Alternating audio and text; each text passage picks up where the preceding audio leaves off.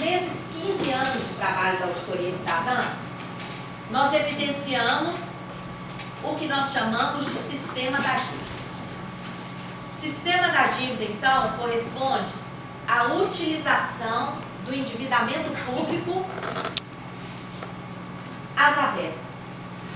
Em vez de ser um mecanismo que aporta recursos para complementar, né, os recursos arrecadados, o sistema da dívida usa o endividamento público como um mecanismo que continuamente tem desviado recursos.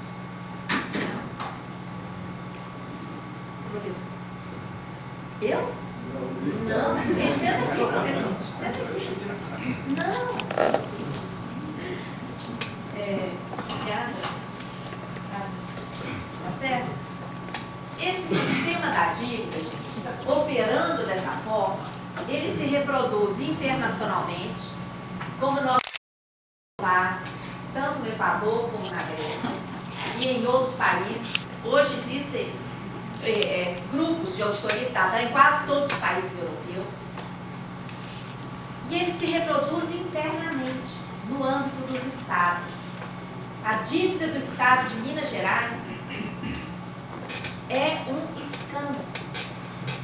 Estão aqui hoje o Zé Francisco e a Eulália, que ajudam aqui a levar o núcleo da auditoria cidadã do estado. Vários outros membros estão aqui, depois vocês vão se apresentar. E nós precisamos criar um núcleo aqui dentro da universidade também, né, com professores, com alunos, para fazer estudos, né, para avançar nesse tema, porque a dívida do estado de Minas Gerais é um escândalo. Vocês estão vendo o que está acontecendo no Rio Grande do Sul? Eles já estão parcelando os salários dos professores, não só os professores, todos os servidores públicos estaduais, né? Qual é a principal característica do sistema da dívida? A ausência de contrapartida. Como o exemplo do SUAP que eu dei. 128 bilhões de reais de dívida federal foram gerados nos últimos 11 meses por conta do pagamento da garantia da variação do dólar. Qual é a contrapartida para o país?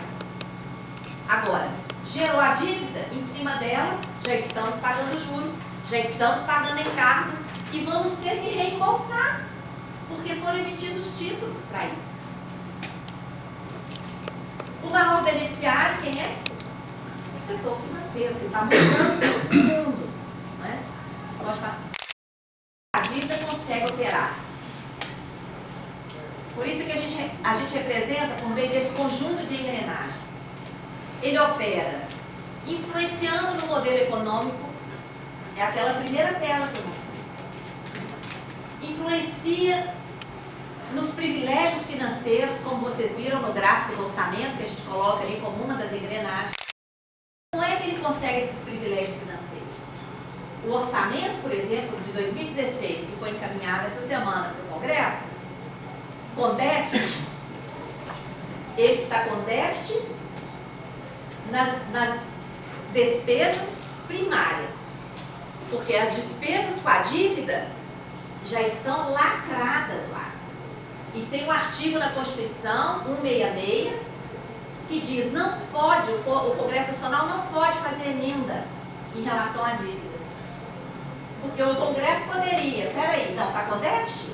O juro está em 14,25? Não. Vai cortar metade dos juros da dívida. Para resolver o déficit ainda sobra dinheiro para tudo.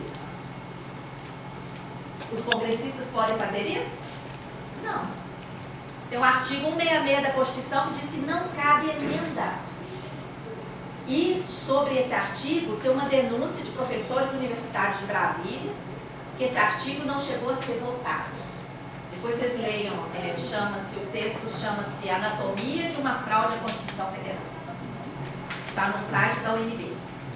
Então, como é que opera o sistema da dívida? Influencia no modelo econômico, influencia nos privilégios financeiros, influencia no sistema legal, como esse artigo 166, por exemplo, como os diversos artigos que dizem, por exemplo, que todo o lucro das estatais são destinados a pagar a dívida. Por exemplo, a Petrobras. A parte privada da Petrobras, se alguém tem ação da Petrobras, recebe dividendos. A parte pública, o lucro da Petrobras, vai para pagar a dívida, por lei. Por isso que a Petrobras sempre foi lucrativa e tem dívida. Porque o lucro dela vai para pagar a dívida. E ela assume uma dívida própria dela. Isso acontece com todos os estados. Toda a dívida dos estados, tudo que os estados e municípios pagam para a União das suas próprias dívidas, por lei, vai para a União pagar a própria dívida também. Então é um privilégio enorme. O sistema político. Quem são os maiores financiadores de campanha? Os bancos, tanto do legislativo como do executivo. E aí, isso influencia inclusive no sistema legal, né? Eles é que votam as leis. A corrupção. A corrupção é fundamental para o sistema da dívida. Não só para a prática de ilegalidades que estão acontecendo desde sempre, desde a nossa primeira dívida da independência, já tem ilegalidades. E já era uma dívida do sistema da dívida. Vocês sabem da história? Quando o Brasil declarou a independência, e Portugal havia contraído uma dívida junto à Inglaterra para brigar contra a nossa independência. Não barrou a nossa independência, nos empurrou uma dívida de mais de 3 milhões de libras. Nos empurrou só a dívida, o dinheiro não veio. Então a nossa primeira dívida já é uma dívida enquadrada no sistema da dívida, sem contrapartida. Só veio a dívida, o dinheiro não veio. Tá? E, então, a corrupção ela é intrínseca ao modelo. Daqui a pouco eu vou elencar várias ilegalidades que estão acontecendo hoje. E a corrupção que a gente chama de varejo, que é essa corrupção de políticos, de administradores, que ocupam os jornais, elas servem ao sistema da dívida. Porque hoje, se nós perguntarmos para o povo brasileiro qual é o problema do Brasil, por que o Brasil não dá certo, o que eles vão responder? É por causa dessa corrupção. E realmente é uma doença, é um problema que tem que ser enfrentado. Mas a corrupção do sistema da dívida é muito maior. E essa corrupção que a gente chama de varejo, ela serve muito bem de cortina de fumaça para que ninguém veja, ninguém enxergue isso aqui. Tá? E a grande mídia, infelizmente, né, que reproduz todas essas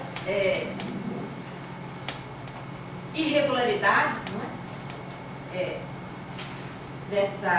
Que ganha muito com essa corrupção de varejo e que não traz as informações sobre a mega corrupção institucionalizada no sistema da dívida. Aí é uma mega corrupção. É coisa de trilhão. Né? Como a gente vai...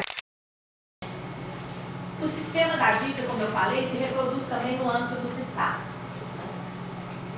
A dívida dos estados, ela decorre principalmente de um refinanciamento feito pela União a partir de 98, que envolveu, na verdade, um pacote. Para ter sua dívida refinanciada, os estados tiveram que privatizar os bancos. Aqui em Minas foi privatizado o Bend, não é? O Crédito Real, e acho que até a Caixa fechou a Caixa Econômica Estadual. Tá? Tudo isso, gente, transferido para o setor bancário privado. E sabe como foi feito